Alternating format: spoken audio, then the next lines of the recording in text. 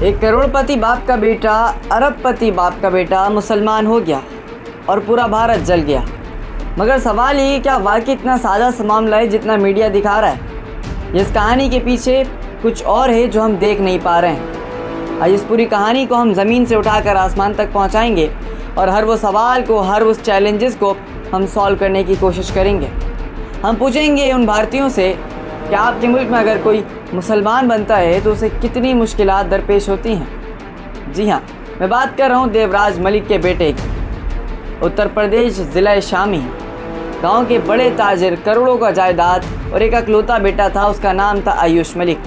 30 साल का पढ़ा लिखा बालिग और नाम है उसका मोहम्मद अली। और बस यही से सारा खेल शुरू हो जाता है। बाप ने FIR कराई, पुलिस ने दौड़ लगाई और हिंदू तंजीमों ने नोट कमाया, मीडिया ने नैरेटिव बनाया और हम देखते रहे। मगर एक सवाल है कि जब खुद आयुष कैमरे में आकर यह कबूल कर रहा है तो इतनी धमकियां क्यों? एक बंदा इतनी धीमी आवाज़ करके क्यों बता रहा है? उसकी आवाज़ को इतना धीमा क्यों किया जा रहा है? देवराज मलिक का इल्ज़ाम यह है और सीधा और साफ इल्ज़ाम यह है कि जानदानी कुरैशी ने मेरे बेटे को वलगलाया, फुसलाया और उसका मकसद था जायदाद हासिल करना।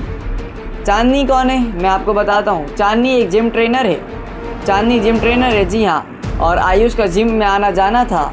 दोनों करीब आए, शादी हुई। आयुष ने इस्लाम कबूल कर लिया और बाप को लगा कि ये सब तयशुदा है, ये सब एक प्री प्लान्ड स्टंट है। और मौलवियों ने उसको ब्रेन वॉश किया, ख़ानदान ने साजिश रची और मेरा अखलौता बेटा मेरे हाथ से चला गया। हम समझते हैं एक बाप का दर्द क्या हो सकता है, वाकई समझ सकते हैं। मगर एक और सवाल जहन में आता है कि अगर बेटा खुद कह रहा है कि मैं ठीक हूँ तो बाप को किस बात की तकलीफ़ है? यूपी पुलिस ने क्या कहा? FIR दर्ज कराई, एंटी कंट्रोवर्शियल लॉ का निज़ाम कायम किया गया। चांदनी कुरैशी को गिरफ़्तार किया गया, उसके बाप को गिरफ़्तार किया गया और 3 मौलवी हजरात को गिरफ़्तार किया। यानी कि कुल 10 अफराद पर तफ्तीश जारी है। और तफ्तीश का एक ज़ाविया ये है कि उन्होंने पाकिस्तानी एजेंडा होने का तासुर दिया। अब यहाँ ज़रा रुकिएगा कि एक हिंदू लड़का मुसलमान होता है, उसमें पाकिस्तान कहाँ से आ जाता है? ये सवाल मैं नहीं पूछ रहा, ये सवाल खुद लॉजिक पूछ रही है। क्या हर तब्दीली मज़हब के पीछे सरहद पार पाकिस्तान से उसका ताल्लुक़ होता है?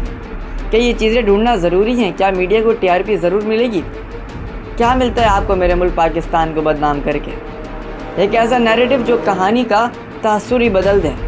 और अब हम आते हैं सबसे ज़्यादा तकलीफ़ दे बात पर और सबसे ज़्यादा अहम बात पर। आयुष खुद कहता है कि कैमरे के सामने आकर, और उसने ये साफ बोला कि कोई मुझे हिचकिचाहट नहीं है, कोई खौफ नहीं है। और उसने कहा कि मैंने इस्लाम अपनी मर्ज़ी से कबूल किया है।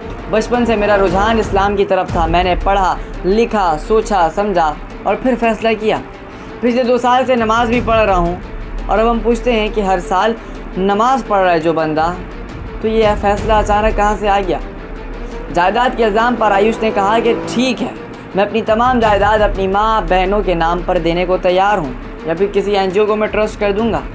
मुझे जायदाद नहीं चाहिए, मुझे बीवी चाहिए, मेरी चांदनी चाहिए जो नाहक गिरफ़्तार है। ये सुनिएगा कि एक बालिग आदमी करोड़ों रुपए की जायदाद के होते हुए भी उसे ठुकरा रहा है और सिस्टम से अपनी बीवी की मांग कर रहा है। हम लोग एक बात सोचते हैं कि एंटी कंट्रोवर्शियल लॉ किस लिए बनाया गया था? गरीब के लिए, जो बेबस हो, उन लोगों के लिए जो पढ़े लिखे ना हो, उनको बचाया जाए, जिन्हें लालच या धोखे से मज़हब तब्दील कराया जाए। मगर यहाँ कौन है? 30 साल का पढ़ा लिखा बालिग खुद कैमरे पे आकर बोल रहा है कि कोई रोना नहीं, कोई डर नहीं, कोई खौफ नहीं कि मैं मुसलमान हूँ। तो कानून किसको बचा रहा है? आयुष को। एक ऐसे नैरेटिव को कि जिसको चैनल्स ने काफ़ी उछाल दिया और जिसे भारत में लव जिहाद के नाम से जाना जाता है। कुछ ने जायदाद की साजिश कहा तो कुछ ने कुछ और कहा। आयुष का सुन के लगता है कि वाकई ये बंदा हक पर है, ये इसका आईनी हक है। एक बालिग शहरी अपना मज़हब नहीं चुन सकता। भारत का आइन कहता है कि आर्टिकल 25 हर शहरी को आज़ादी है अपने आज़ादी ज़मीर का, कि वो किसी भी मज़हब को चुन सकता है। तो फिर ये कानून किसके लिए बना? आइन के लिए, किसके लिए बना? इस आइन के होते हुए भी आयुष को, मोहम्मद अली को इतनी मुश्किलात। हम समझते हैं कि इनका जज्बा है, इनका रद्द अमल है, कोई एतराज़ नहीं है। मगर एक बात है कि अगर कोई मुसलमान लड़का हिंदू हो जाता तो क्या यही प्रोटेस्ट होता? क्या यही FIR होती? क्या यही एंटी कंट्रोवर्शियल लॉ बनता? आप खुद सोच सकते हैं। हम लोग से सवाल पूछते हैं जनाब चांदनी कुरैशी की बात करें तो वो तो एक ट्रेनर थी, एक लड़की थी, उसका बाप भी गिरफ़्तार हो गया और उसके साथ साथ 3 मौलमा भी गिरफ़्तार हो गए। उनकी शादी होती है और अब वो जेल में है, उसके वालिद भी जेल में हैं। और जुर्म क्या है कि उनके ख़ानदान में एक बालिग आदमी ने इस्लाम कबूल किया, कि एक लड़की ने मोहब्बत की और अगर कहा गया कि साजिश हुई है और उसके बाद उनको गिरफ़्तार कर लिया जाता है। कहा जाता है कि ब्रेन वॉशिंग की गई है। तो हम सवाल पूछते हैं कि 30 साल के लड़के का कोई ब्रेन वॉश कर सकता है? ये कोई जोक है? सवाल वही है, सबूत सिर्फ शोर है। हम लोग भारतीय सियासत को समझ नहीं पाते हैं जनाब। मोदी की सबसे गंदी सियासत है। यहाँ मज़हब का हथियार चलाया जाता है, इलेक्शन हो या कुछ और हो, बजट पास कराना हो या फिर कोई नया लॉ लाना हो, सिर्फ एक चीज़ मज़हब, और ये बहुत काम करता है। आयुष मलिक का मामला वायरल हुआ, सोशल मीडिया पर ट्रेंड चला, बड़े बड़े चैनल्स ने कवरेज दिया, सियासी लीडरों ने बयानात दिए। मगर हम पूछते हैं कि जब आयुष खुद सामने आया तो उसे प्राइम टाइम क्यों नहीं मिला? उसे उसके नैरेटिव को सपोर्ट क्यों नहीं मिला जो और नैरेटिव को मिला? आयुष कहता है कि वो अपनी बीवी के लिए कानूनी जंग लड़ेगा। ये वो आदमी है जिसने सिस्टम को बाकायदा चैलेंज दिया है और बताया है कि सिस्टम मेरा ब्रेन वॉश कर रहा है, मेरी बेगम नहीं। मगर वो मजबूत खड़ा रहा, वो पीछे नहीं हटा, वो रोया नहीं, वो किल्पा नहीं, वो डरा नहीं। तो सवाल ये है कि ब्रेन वॉश आखिर किसका हुआ, उस बंदे का या इस सिस्टम का? दबाव में वो आदमी करोड़ों रुपए का मालिक होते हुए भी अपनी जायदाद को ठुकरा रहा है, तो क्या ये ब्रेन वॉशिंग है? ये किसी ऐसे आदमी की निशानियाँ हैं जिसने सोच समझ कर फैसला किया।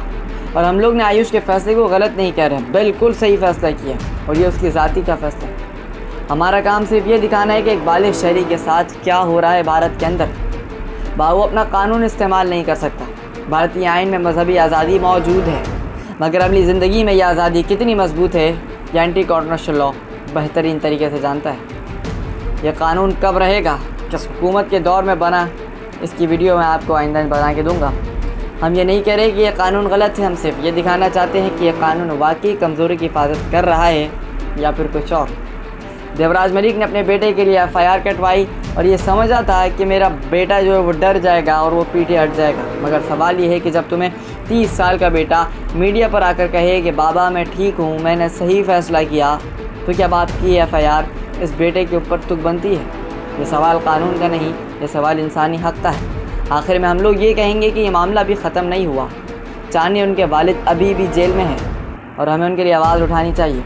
अदालतें फ़ैसला करेंगी, वक्त बताएगा कि इंसाफ कहाँ से मिलता है।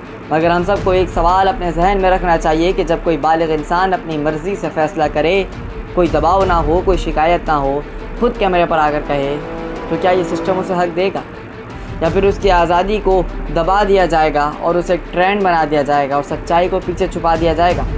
और सबसे बड़ा सवाल जो हम देख रहे हैं, क्या यही हकीकत है?